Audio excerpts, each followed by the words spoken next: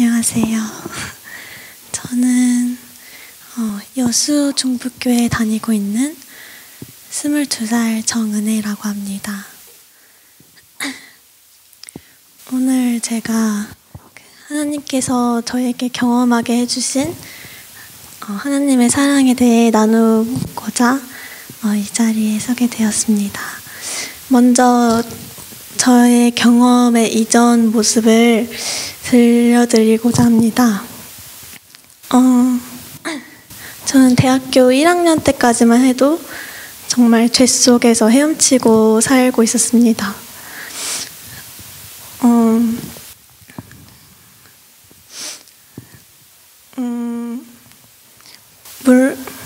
대학교에 오게 됐는데 원인 모를 우울감에 빠지게 되고 모든 게 이렇게 공허하게 되더라고요.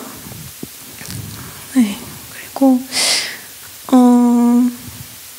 저는 모태신앙인이고 부모님께서 목회를 하시기 때문에 신앙을 해왔지만 저는 껍데기뿐인 부모님 신앙만을 하고 살았습니다. 그래서 교회는 다니고 나름 지킬 것은 다 지킨다고 생각은 했지만 저의 속은 죄로 문드러져 있었습니다. 네. 그래서 저는 정말 진짜 못된 사람이었는데요. 시기, 질투, 욕심 이런 것들이 저의 일상이었고 입만 열면 불평과 짜증을 내던 사람이었습니다. 그랬던 제가 어느 날 그러니까 겉으로는 이렇게 착하게 포장하고 이렇게 가면을 쓰고 살고 있었지만 제 동기나 그런 것은 제가 잘 알잖아요. 그래서 저의 그런 못된 모습에 진절머리가 나고 변화되고 싶은 마음이 있지만 어떻게 해야 될지 모르고 그렇게 살아가고 있었습니다.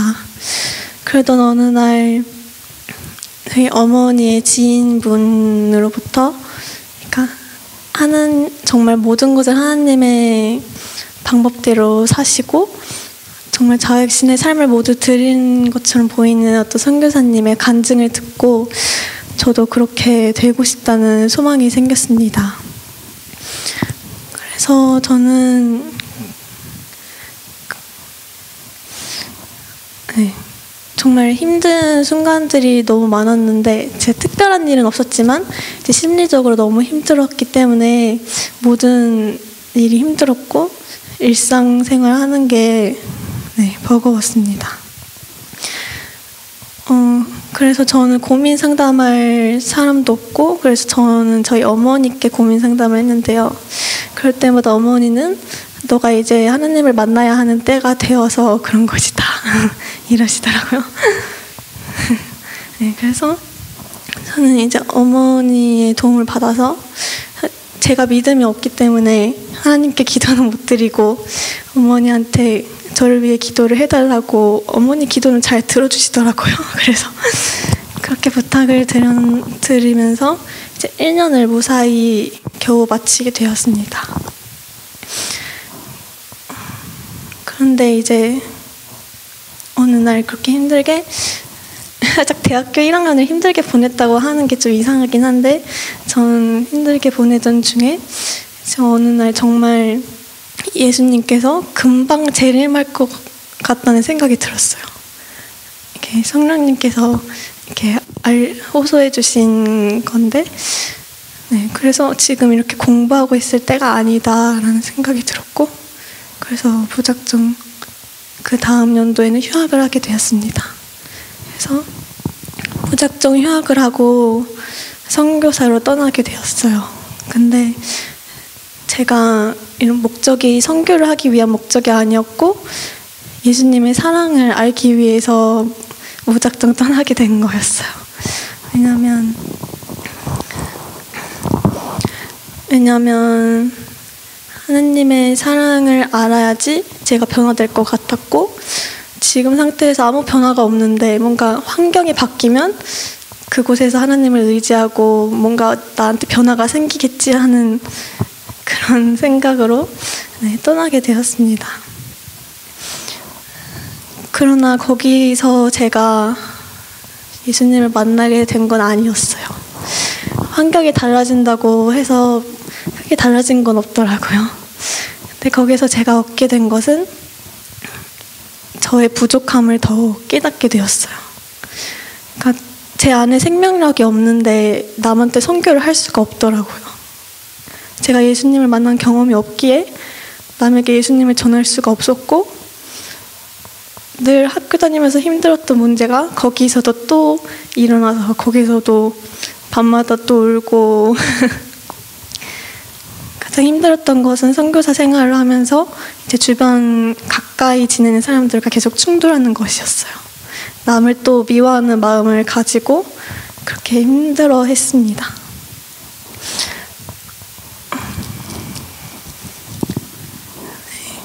그래서 그 전에는 제가 사실 말씀도 잘 안 읽고 부모님께서 읽으라고 하셨지만 이렇게 한 귀로 듣고 한 귀로 흘리기도 했고, 어느 날 마음을 먹고 말씀을 읽어도 무슨 말인지 모르겠고 나와 연관이 없는 것처럼 느껴져서 바로 졸려서 이렇게 닫았거든요.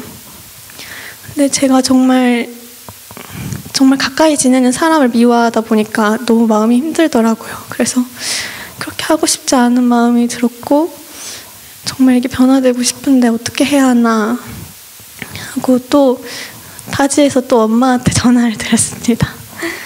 근데 엄마의 조언을 듣고 한 청년의 전례를 들려주셨어요. 그래서 그렇게 하면 나도 되겠구나 싶어서 그대로 했죠. 제가 그때가 정말 갈망의 최고조라고 생각이 들고, 정말 너무 힘든데 다른 길은 없고, 그러니까 이제 예언의 신 말씀 중에 시대의 소망 기도를 하고 시대의 소망이 생각이 나서 그 말씀을 펼치게 되었습니다. 그리고 성령님께서 깨우쳐 달라고, 왜냐면 전에 읽어봤는데 졸리기만 했거든요. 그래서 성령님께 깨우쳐 달라고 이렇게 기도로 도움을 구하고 딱 이렇게 말씀을 읽는데 저는 그런 경험이 처음이었어요. 그러니까 말씀이 정말 빛으로 다가오는 느낌? 1장 하나님이 우리와 함께 계신다, 그 장인데, 저는 예수님의 사랑을 알기 위해서 선교를 가게 되었는데 옆에 사람을 미워하고 있는 저의 모습을 보여주셨고, 그것과 너무 대조되는 예수님의 자아희생적인 모습을 보여주셨고, 그리고 거기서 그분을 알게 되면 그분을 사랑할 수밖에 없게 된다, 이 말씀을 보면서 답이 여기 있구나, 저에게 답을 주셨습니다. 그래서 내가 예수님을 사랑하고자 한다면 그분에 대해서 아는 것이 먼저구나 라는 것을 그때 처음 깨닫고, 이제 옆에 있는 사람을 미워하지 않을 수 있게 도와달라고 기도하게 되었습니다. 저에게는 사랑, 자아희생 이런 게 전혀 없었거든요. 그래서 그 전에 저는 저는 당연히 예수님을 사랑한다고 생각했었거든요. 막연하게. 왜냐면 어릴 때 여름 성경학교나 그런 거 할 때 예수님 사랑한다는 노래 막 부르고, 교회 다니고, 부모님 말씀 순종하고, 그러니까 예수님 사랑하는 거지 이렇게 생각했었는데, 저의 마음을 다시 보니까 예수님을 사랑하는 마음이 하나도 없더라고요. 예수님을 사랑하면 내가 그분의 말씀을 기쁘게 순종하고 싶을 텐데, 억지로 하는 거에다가 율법주의적인 신앙을 하고 있었어요. 예수님의 사랑은 없는데 지킬 거 지켜야지 하고, 지키지 않는 사람들 정죄하고, 속으로만 그랬습니다. 그래서 그때부터 저는 말씀을 읽어야 되는구나, 말씀을 성령님께서 깨우쳐 주시면 깨달아지는 거구나 라는 걸 깨닫게 되었습니다. 그래서 그곳에서 생활이 매우 바빴어요. 그리고 그곳에서 약간 저는 이제 영적으로 예수님에 대해 알고 싶고 정말 공부하고 싶은데 그렇게 좋은 환경이 아니었어요. 그러니까 유학생으로 갔기에 학교 공부를 시키고 그래가지고, 그리고 거기 계신 목사님도 다른 걸 알려주시지 않으셨고, 그래서 어머니와 함께 기도를 하게 됐어요. 저 이제 말씀 보고 싶은데, 예수님에 대해 배우고 싶은데 예수님께 자라나기에 가장 좋은 환경으로 보내주세요. 그리고 저는 한국에 오게 되었습니다. 1년을 계획하고 갔는데 이제 중간에 제가 생략을 많이 했는데 병원 진단을 받고, 말도 안 되지만 암이라고, 그래서 빨리 한국에 가야 된다고 해가지고 송별회 하고 한국에 왔는데 6개월 만에 오게 됐습니다. 네, 근데 한국에서 검사했을 때는 건강했습니다. 되게 신기하더라고요. 하나님께서 이거 해주신 거구나. 한국에 오고 싶었거든요. 그래서 제가 한국에 오게 됐는데, 그러면 이제 말씀을 열심히 봐야 되잖아요. 그런데 제가 책 읽는 습관도 없고, 이게 사람 마음이 참 간상해. 막상 한국에 오니까 이제 막 뭔가를 해야 될 것 같은 거예요. 그러니까 세상적으로 뭔가 자격증을 따야 될 것 같고, 간호학과는 역복학이 안 되니까 이번에 복학 못하면 자격증이나 뭐 운전면허증이나 뭐 좀 따놓을까, 뭐 이런 생각을 하면서 또 말씀을 게으르게 보면서 다른 국리를 하게 되었습니다. 그렇게 저는 생활 습관도 되게 잠 시간도 좀 건강하지 않고, 먹는 것도 과식하고 졸려가지고 낮잠 자고 좀 이런 게으른 생활 패턴을 가지고 있었는데, 이런 저를 위해서 저를 위해 항상 기도하시던 어머니께서 기도를 하시고 저를 다니엘 힐링 캠프로 보내셨어요. 네, 하나님께서 이끌어 주신 거라 생각하는데, 그곳에서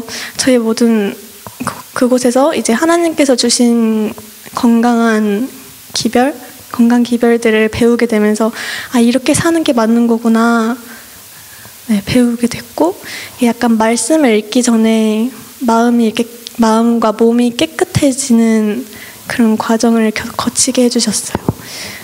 다니엘 캠프 일주일 있다가 그 다음엔 시온의 동산을 가게 되고, 다른 요양원들을 막 가게 됐어요.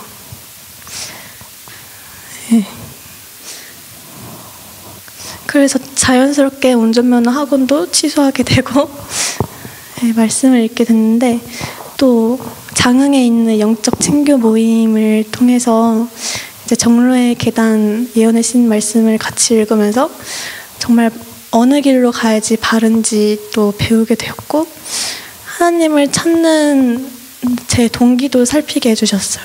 이게 처음에는 하나님의 사랑을 모르기 때문에 단지 다른 사람들의 간증을 듣고 저 길이 맞구나 싶어서 그 길을 갈망하게 되는데, 이제 나중에 하나님의 사랑을 알게 되면서 더 갈구하는 마음을 주시는데, 그때는 다만 그 길이 맞다고 생각해서 가게 된 길이었거든요. 근데 그걸 구하는 마음 속에, 동기 속에 이기심이 있는지 그런 걸 또 많이 배우게 해주셨습니다.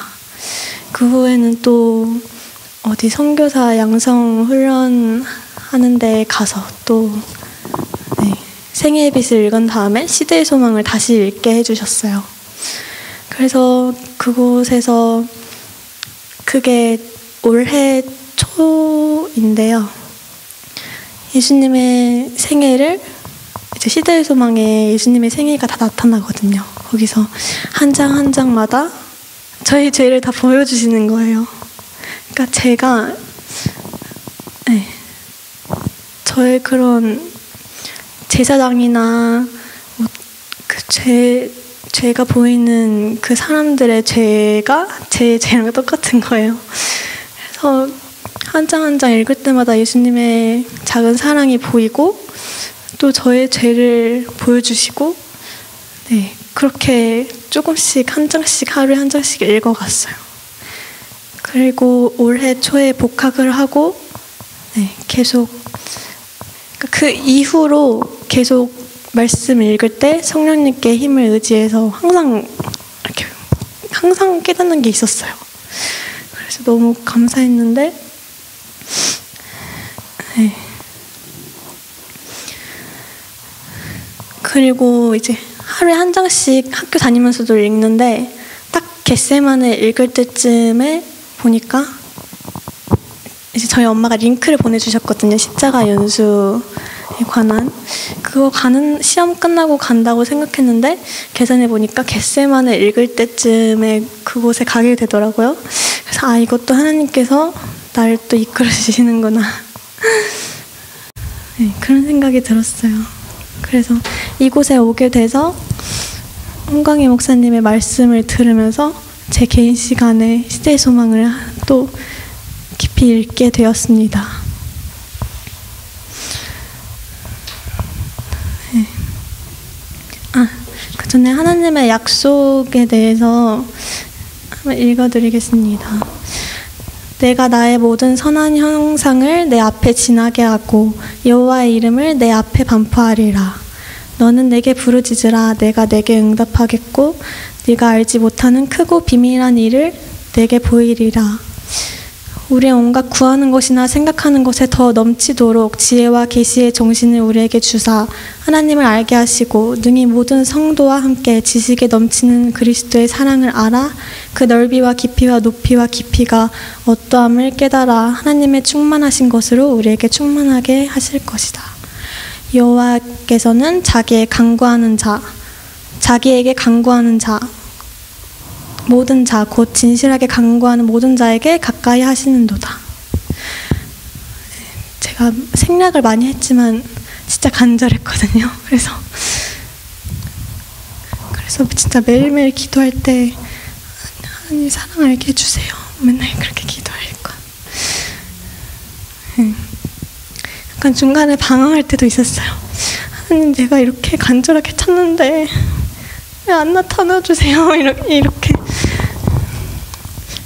이제까지 인도해 주신 걸 잊고 그렇게 막 원망했던 적도 있어요.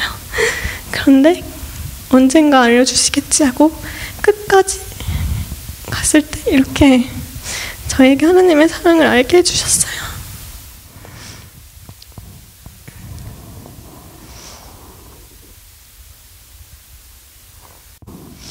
네.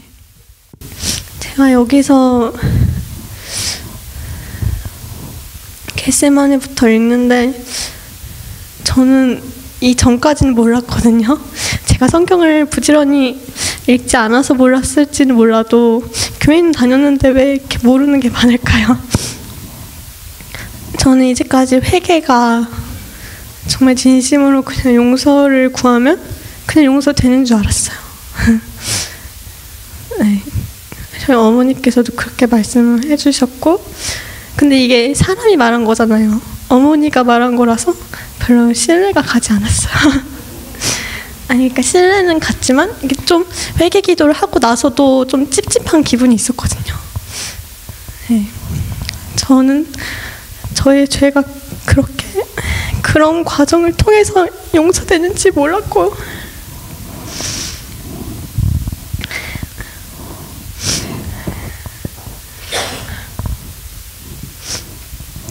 여기서 그 죄 목록 작성하는데 죄를 생각나게 해달라고 기도를 드리고 이제 쓰는데 진짜 많더라고요. 제가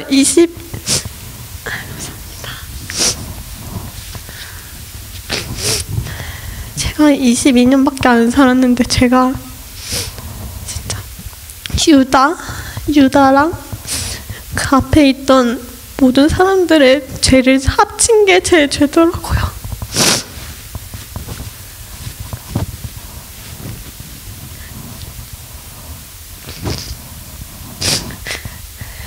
시대의 전망을 읽어가면서 하나님의 사랑을 조금씩 경험하면서 십자가가 가장 큰 사랑인데 그건 얼마나 더 크고 얼마나 더 감동일까 하면서 기다리면서 읽어봤는데, 십자가가 왜 가장 큰 사랑이 나타나는지 아세요? 가장 큰 희생이 나타나기 때문입니다.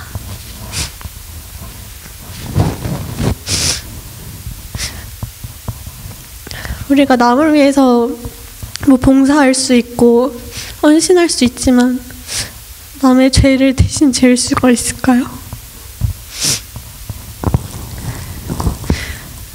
저는 이제 조금 이해가 되는 게, 저는 이제 가장 무서운 게 하나님과 단절되는 게 됐어요. 그래도 저는 보증인이 계시고 대언자이신 예수님이 계시기에 희망이 있지만, 더 선하시고 항상 외로울 때 힘이 되셨던 아버지 하나님과 단절될 수 있다는 그 고통을 예수님께서 겪으셔야 했습니다. 예수님 앞에는 더 이상 다른 대체할 희생 제물이 없으셨고, 그분께서 감당하시고 피할 길 없이 그 쓴 잔을 다 마시셔야 했습니다.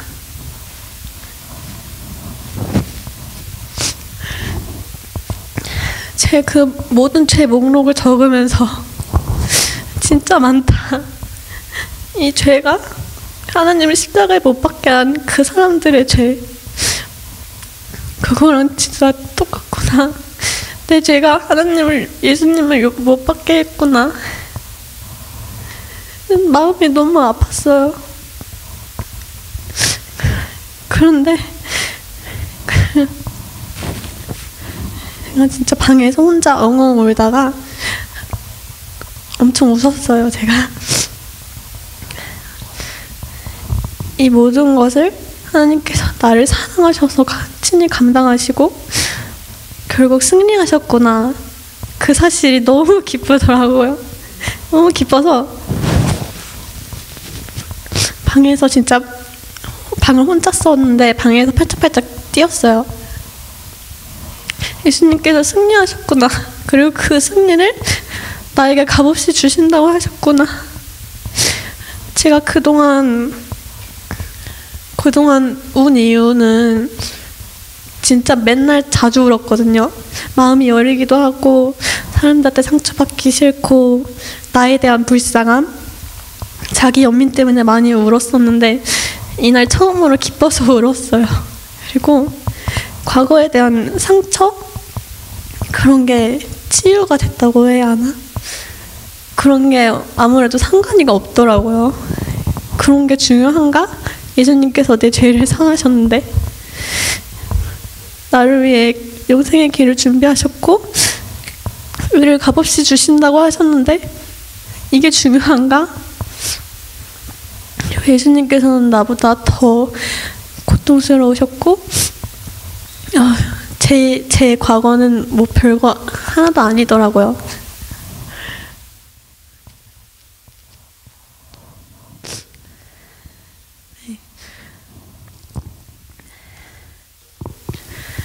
말씀을 읽으면서 강의 중에 홍광희 목사님께서 말씀해 주신 절들이 생각이 났어요. 내가 원하노니 너의 죄를 사하겠다. 나를 위하여 내 헌물을 도말하고 내 죄를 기억치 않는다는 그 말씀이 생각이 났고, 이거 하나님 하신 말씀이구나. 엄마가 말씀해 주실 때는 뭔가 기도를 해도 찝찝했는데 이거 하나님이 말씀해 주신 거네. 네. 이게 믿어졌고 저는 과거의 모든 죄를 다 확실하게 용서받게 되었습니다.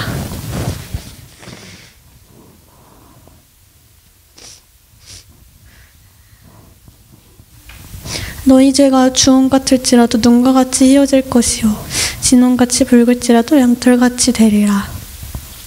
또 새 영을 너희 속에 두고 새 마음을 너희에게 주되 너희 육신에서 굳은 마음을 제하고 부드러운 마음을 줄 것이며 또 내 신을 너희 속에 두어 너희로 내 율례를 행하게 하리니 너희가 내 규례를 지켜 행할지라.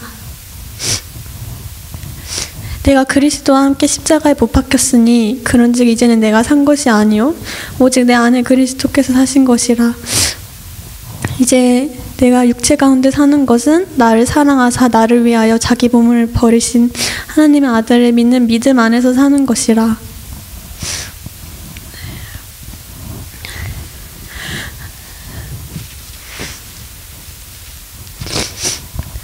저는 사실 대학교 1학년 때 너무 힘들어서 진짜 그냥 죽을까 죽어도 그냥 사라지고 싶었고, 네.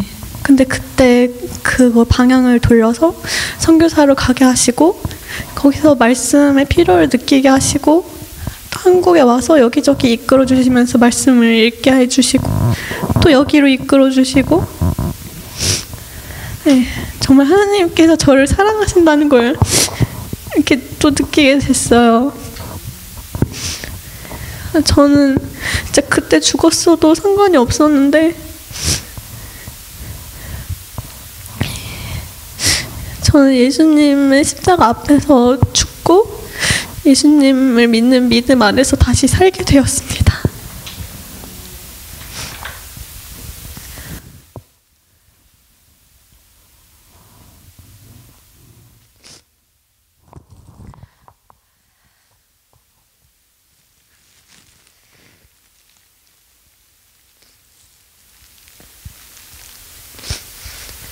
네.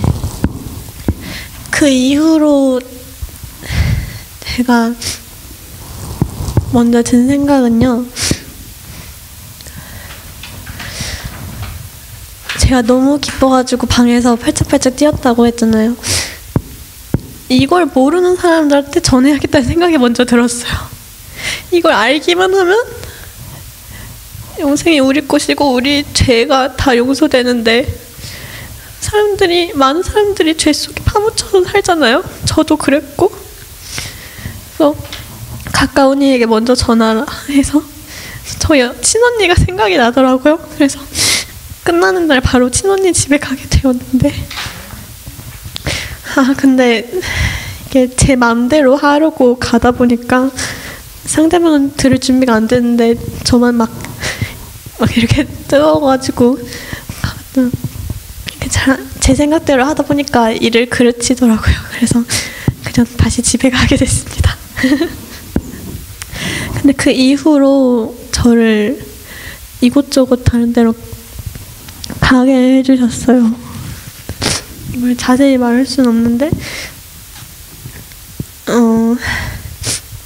네, 항상 제가 하나님께 저의 모든 것을 바치고 그분의 뜻대로 살기로 결심한 이후부터는 저에게 우연이라는 건 없었고 항상 다 하나님의 섭리 안에서 모든 게 이루어지더라고요.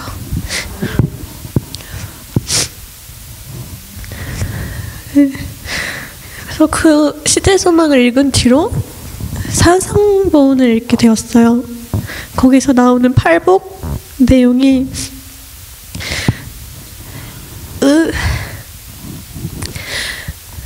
심령이 가난한 자는 복이 있나니 천국이 저희 것이며 애통하는 자는 복이 있나니 저희가 위로를 받을 것이며, 이 말씀을 제가 전에 읽었다면 전혀 이해를 못했을 거예요. 그런데 그때 심령이 가난하게 해주신 거구나, 죄를 깨닫고 죄를 애통하게 해주셨구나, 그리고 지금 의에 줄이고 목마르게 하시는구나. 거기서 나오더라고요. 또 시련은 의미 없이 생기는 게 아니다.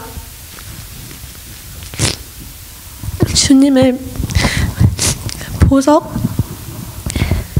원석을 다듬어서 보석으로 만들어 주시기 위해서 시련을 허락하시고, 그랬던 것보다 나는 하나님께 소중한 보석이구나.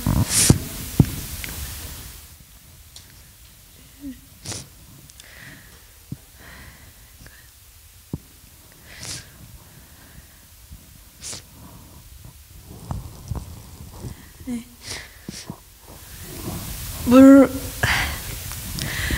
제가 처음 하나님의 용서를 경험했을 때는 정말 이렇게 황홀했어요. 감정이 이렇게 둥둥 떠다니는 것 같고 기분이 좋아가지고 너무 감사해가지고.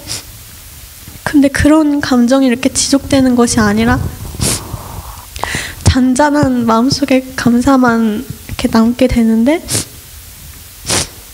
사실 이런 감정만이 하나님을 사랑하는 마음이 이렇게 감정만 격발되는 게 아니더라고요. 근데 계속 그러니까 하나님을 사랑한다는 게 뭘까? 예전에 그런 생각을 했거든요. 하나님을 사랑하는 게 뭐지? 그게 무슨 느낌이지? 되게 궁금했어요. 신기하고. 근데 하나님을 사랑하는 마음이 이런 마음이구나 라는 걸 알게 되었어요. 그저 감사하는 마음이고 그분께 저의 모든 것을 드리고 싶고, 그분을 십자가에 못 박게 한 죄를 2번 다시 짓고 싶지 않고 주님의 선한 품성이신 대로 따라가고 싶고, 네, 저는 이제 믿는 구석이 생기고 삶의 목적이 생겼어요. 저는 삶의 목적이 없었거든요. 아침에 눈 뜨면은 되게 감사해요. 오늘 아침도, 아니 오늘 하루도 하나님의 영광을 위해 내가 또 살 수가 있겠구나.